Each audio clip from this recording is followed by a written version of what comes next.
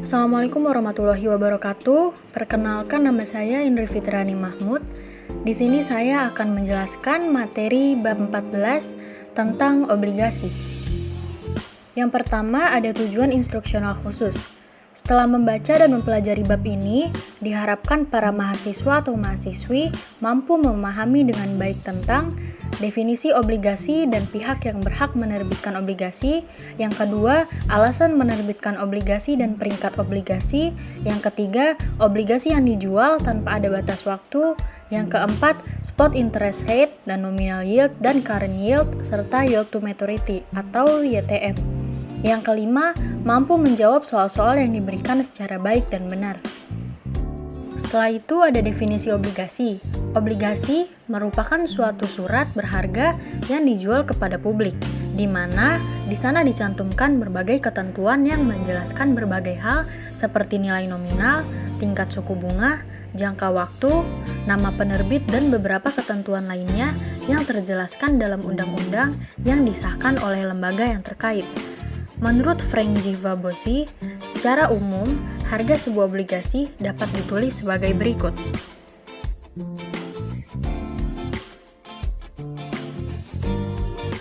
Di mana P yaitu harga dalam jenis mata uang seperti rupiah, dolar, yen, dan lainnya, N periode dari nomor, C kupon pembayaran setengah tahunan dalam mata uang, R periode suku bunga, M nilai jatuh tempo atau maturity value, T periode waktu ketika pembayaran diterima. Pihak yang berhak menerbitkan obligasi, yang pertama perusahaan, yang kedua pemerintah, yang ketiga pemerintah negara bagian, di Indonesia sering dijelaskan dengan Pemda, yang keempat pemerintah asing, yang kelima perusahaan asing. Alasan bagi sebuah perusahaan menerbitkan obligasi. Pada saat sebuah perusahaan menerbitkan obligasi, ada beberapa alasan yang mendasari atau keuntungan yang akan diperoleh, yaitu yang pertama, penetapan bunga obligasi biasanya tidak terlalu tinggi. Yang kedua, biaya dalam penerbitan atau mencetak obligasi adalah lebih murah dibandingkan dengan menerbitkan saham, karena menerbitkan saham hitungannya adalah per lot, dan satu lot adalah 500 lembar. Yang ketiga, pada saat obligasi dilakukan dan dijual ke publik, maka jika terjadi kendala dalam pembayaran obligasi, perusahaan bisa menyelesaikan dengan mengalihkan pemegang obligasi menjadi pemegang saham yang biasa dikenal dengan obligasi konversi atau beda jenis dan karakteristik obligasi. Selanjutnya ada alasan membeli obligasi. Pada saat seseorang ingin membeli obligasi, ada beberapa alasan yang mendasarinya, yaitu memiliki obligasi jauh dari risiko karena tingkat suku bunganya tetap atau tidak berubah. Yang kedua, obligasi diterbitkan oleh institusi yang memiliki badan hukum yang jelas dan dapat dipertanggungjawabkan, serta memiliki mekanisme penyelesaian pada saat bermasalah. Yang ketiga, seorang investor yang membeli obligasi dapat mempertahankan obligasi yang dimilikinya hingga jatuh tempo tiba dan selanjutnya mengambil atau memperoleh pendapatan tersebut untuk diinvestasikan kembali. Yang keempat, jika pemegang obligasi merasa terdesak oleh kewajiban untuk membayar utang karena faktor tagihan dari pihak lain, maka ia dapat meminjamkan obligasinya tersebut sebagai jaminan hingga utang tersebut dilunaskan. Yang terakhir, kemampuan sebuah institusi dalam membeli berbagai jenis obligasi yang berasal dari berbagai perusahaan, negara, dan pemerintahan negara bagian akan memberi pengaruh kepada penilaian publik terhadap kapasitas finansial perubahan yang dianggap kuat, atau dengan kata lain perusahaan akan naik. Selanjutnya ada peringkat obligasi. Obligasi yang dijual ke publik dalam perspektif para pembeli melihatnya berdasarkan peringkat atau rating. Peringkat tersebut menggambarkan pada kredibel dan prospek layaknya obligasi tersebut dibeli untuk dijadikan sebagai salah satu current assets perusahaan. Beberapa lembaga pemeringkat, rating agency yang ada di dunia, misalnya Moody's Investor Services, Standard & Poor's Corporation, Duff & Phelps, Fitch Investor Service, dan lain-lain. Sedangkan lembaga pemeringkat atau rating agency yang ada di Indonesia seperti PT Pemeringkat Efek Indonesia atau Pevindo, PT Kasnik, dan lain-lain. Berikut adalah tabel arti dan peringkat obligasi. Yang harus diingat bahwa lembaga peringkat memberikan dan membuat peringkat berdasarkan data-data dan informasi masa lalu, yang karena itu belum tentu kondisi sama juga terjadi seperti itu di masa yang akan datang. Dan ini sebagaimana ditegaskan oleh Diana Laura Darmawan bahwa peringkat masing-masing obligasi dari lembaga pemeringkat pada kenyataannya tidak dapat menjamin dengan pasti tingkat pengembalian terhadap para investor. Selanjutnya ada commercial paper. Obligasi adalah termasuk dalam kategori commercial paper. Commercial paper memiliki beberapa ketentuan, yaitu tercantumnya nilai nominal, adanya waktu atau deadline kapan harus dibayar, dan menjelaskan nama penerbit. Nilai uang yang tercantum pada commercial paper jauh melebihi nilai uang jenis instrumen pasar uang lainnya kecuali treasury bonds. Dan sebagian besar diterbitkan oleh lembaga keuangan seperti perusahaan holding bank atau bank holdings companies dan perusahaan-perusahaan yang terlibat dalam penjualan dan keuangan pribadi, asuransi, dan leasing. Bila kita memposisikan obligasi masuk dalam kategori commercial paper, maka artinya obligasi tersebut diterbitkan dengan alasan-alasan yang jelas dan kuat. Angka nominal juga tertera di obligasi yang menggambarkan angka-angka yang akan keluar masuk ke kas perusahaan secara tunai karena obligasi dijual dan dibeli harus melalui uang tunai atau cash, yaitu rupiah, yen, dolar Amerika, euro, dan lain-lain. Untuk mempertajam pemahaman kita akan commercial paper atau surat berharga, ini perlu kita pahami risiko dari memiliki surat berharga. Menurut Kamarudin Ahmad, ada 6 bentuk risiko kepemilikan surat berharga, yaitu risiko keuangan, fluktuasi dari harga maupun pendapatan nilai surat berharga disebabkan pengaruh tingkat bunga umum. Yang kedua, risiko tingkat bunga, perubahan pendapatan nilai surat berharga disebabkan pengaruh tingkat bunga umum. Yang ketiga, risiko daya beli atau purchasing power risk. Tingkat inflasi yang menyebabkan modal awal dan keuntungan menurun. Yang keempat, likuiditas dan risiko pasar. Luas dan sempitnya pasar akan mempengaruhi harga surat berharga pada saat akan dijual, atau mudah tidaknya pencairan surat-surat berharga tersebut. Yang kelima, risiko pengenaan pajak, baik terhadap dividen maupun atas keuntungan modal. Yang terakhir, risiko biaya. Semakin tinggi keuntungan, semakin tinggi tingkat biaya atau resiko. Selanjutnya, jenis obligasi berdasarkan penerbitan. Yang pertama, treasury bond. Treasury bond adalah obligasi yang diterbitkan oleh pemerintah, seperti Departemen Keuangan atau Bank Sentral suatu negara. Adapun risikonya adalah kecil karena ditanggung langsung oleh negara. Yang kedua, corporate bond. Corporate bond adalah obligasi yang diterbitkan oleh perusahaan.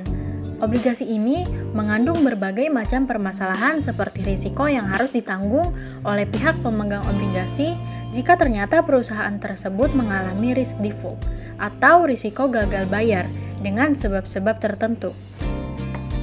Yang ketiga, ada municipal bond, yaitu obligasi yang diterbitkan oleh pemerintah negara bagian dan biasanya pemegang obligasi ini dibebaskan dari pajak.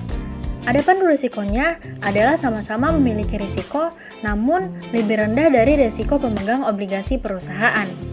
Yang keempat ada foreign bond, yaitu obligasi yang diterbitkan oleh negara asing dan salah satu risikonya adalah risiko dalam bentuk foreign currency atau mata uang asing. Risiko lain adalah jika terjadi pada risiko gagal bayar. Suku bunga dan jangka waktu obligasi. Suku bunga dan jangka waktu obligasi memiliki keterkaitan dalam memberikan ketetapan.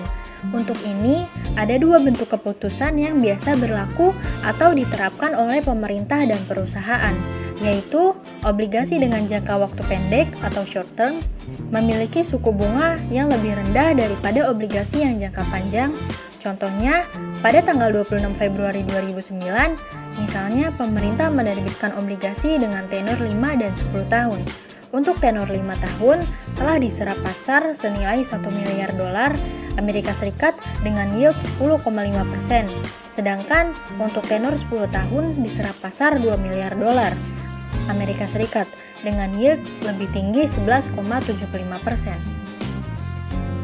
Berikut adalah hubungan suku bunga obligasi dan jangka waktu.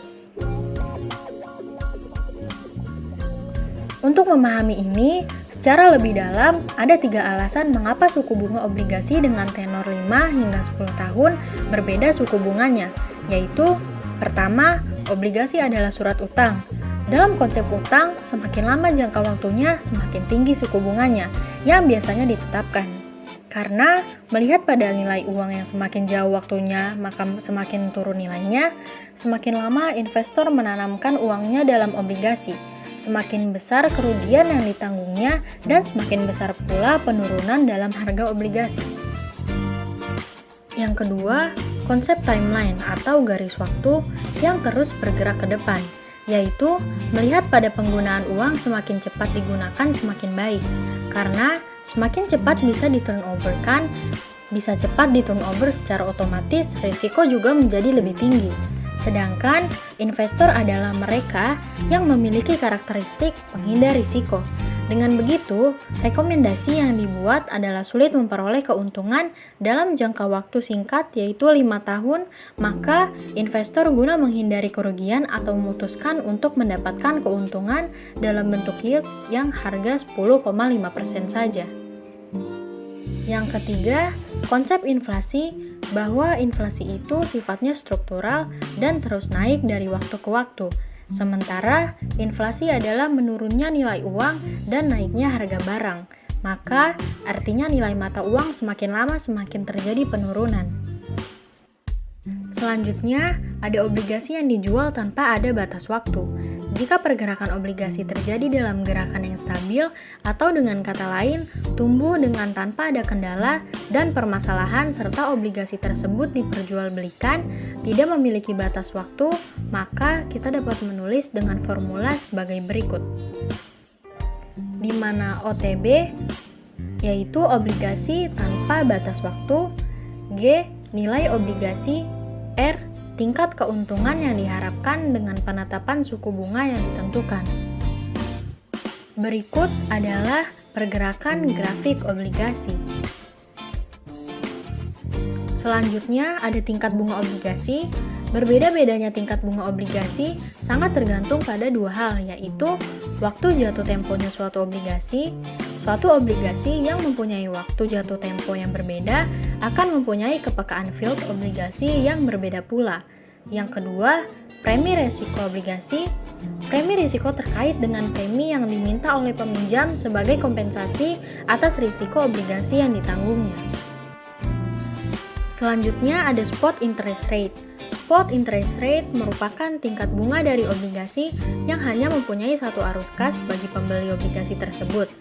Obligasi dengan satu arus kas seperti ini sering disebut juga dengan zero coupon bond and pure discount bond.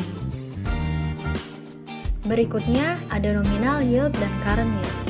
Yield merupakan hasil yang diperoleh dari menginvestasikan sejumlah dana pada suatu obligasi. Nominal yield merupakan tingkat bunga atau kupon dari suatu obligasi. Contoh, PT Hayam Huruk Perkasa menerbitkan obligasi tingkat suku bunga adalah 12,5% per tahun. Maka, artinya nominal yield obligasi tersebut adalah 12,5%. Current yield adalah rasio tingkat bunga obligasi terhadap harga pasar dari obligasi. Adapun, rumus untuk menghitung current yield adalah sebagai berikut. Dengan keterangan CY, current yield dari obligasi tersebut. C1, kupon interest atau kewajiban membayar kupon obligasi pada tahun 1 atau tahun pertama. PM, market price of bond atau harga pasar dari obligasi. Di sini ada contoh soal pertama, yaitu diketahui PT Mahesa Dewa melakukan pembayaran obligasi per tahunnya adalah 45 juta dan harga yang ditetapkan adalah 385 juta. Maka selanjutnya kita dapat menghitung current yield-nya adalah NBP sama dengan 45 juta dibagi 385 juta. NBP-nya kita dapat 0,1169. Jadi 11,69%. Maka kita memperoleh current yield adalah sebesar 11,69%. Contoh soal yang kedua, informasi diperoleh bahwa manajer keuangan PT Rinka Kabudi pembayaran obligasi per tahunnya adalah 133 juta, adapun harga yang ditetapkan sebesar 450 juta. Maka selanjutnya kita dapat menghitung current yield-nya sebagai berikut. NBP-nya 133 juta dibagi 450 juta. Kita dapat 0,30, yaitu 30%. Maka hasil current yield-nya adalah 0,30 atau 30%. Selanjutnya ada yield to maturity atau YTM. Yield to maturity adalah keuntungan yang diperoleh oleh seorang investor dalam membeli commercial paper, yaitu obligasi pada harga pasar saat ini dan selanjutnya menahan obligasi tersebut hingga waktu deadline atau jatuh tempo tiba. Adapun rumus untuk menghitung yield to maturity adalah sebagai berikut. Dengan keterangan P yaitu harga obligasi saat ini, C pembayaran kupon untuk setiap tahunnya, Y yield to maturity, dan TN nilai jatuh tempo. Jika kita melihat rumus di atas dan mempelajarinya dengan seksama, maka ada kesamaan hitungan YTM dengan cara menghitung IRR atau Internal Rate Return. Internal Rate Return atau tingkat hasil pengembalian internal adalah tingkat keuntungan yang akan diperoleh dari sebuah usulan proyek kemudian hari.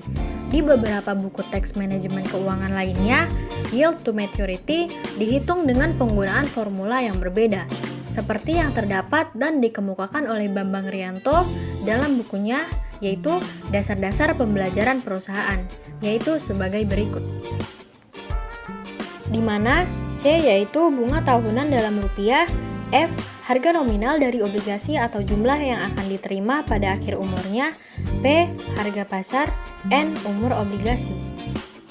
Berdasarkan analisis yang dilakukan, maka diketahui bahwa umur obligasi PT Aulia Partama adalah 10 tahun, di mana bernilai nominal sebesar 5 miliar dan harga pasar yang berlaku adalah 4,5 miliar, dan membayar bunga obligasi adalah sebesar 5% setiap tahunnya. Maka, berdasarkan data tersebut, kita dapat menghitung besarnya rate of return dari obligasi tersebut apabila dipertahankan sampai hari jatuh temponya. Caranya sebagai berikut, 5% dikali 5 miliar ditambah 5 miliar dikurang 4,5 miliar per 10 dibagi 4,5 miliar ditambah 5 miliar per 2 dan dapat ditentukan hasilnya yaitu 0,063158 atau 6,3158%. Contoh soal yang kedua, seorang manajer pada PT Serikat Mulia melakukan analisis terhadap sebuah obligasi yang diketahui umur dari obligasi tersebut adalah 15 tahun. Dengan ini, nilai nominalnya 25 miliar dan harga pasar yang berlaku 24,5 miliar. Bunga obligasi yang dibayarkan sebesar 5,5% setiap tahunnya. Dari data tersebut, maka hitunglah besarnya rate of return dari obligasi tersebut apabila dipertahankan sampai hari jatuh temponya.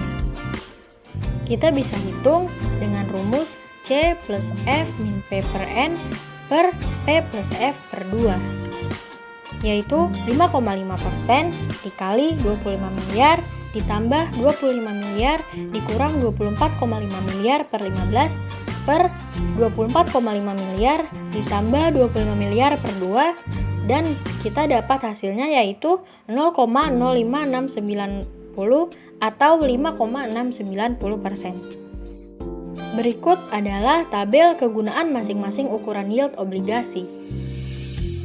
Istilah penting dalam bab ini yaitu commercial paper, default, foreign bond, financial distress, mortgage bond, municipal bond, dan obligasi konversi. Terima kasih. Sekian yang dapat saya jelaskan tentang materi obligasi. Kurang lebihnya mohon maaf. Wassalamualaikum warahmatullahi wabarakatuh.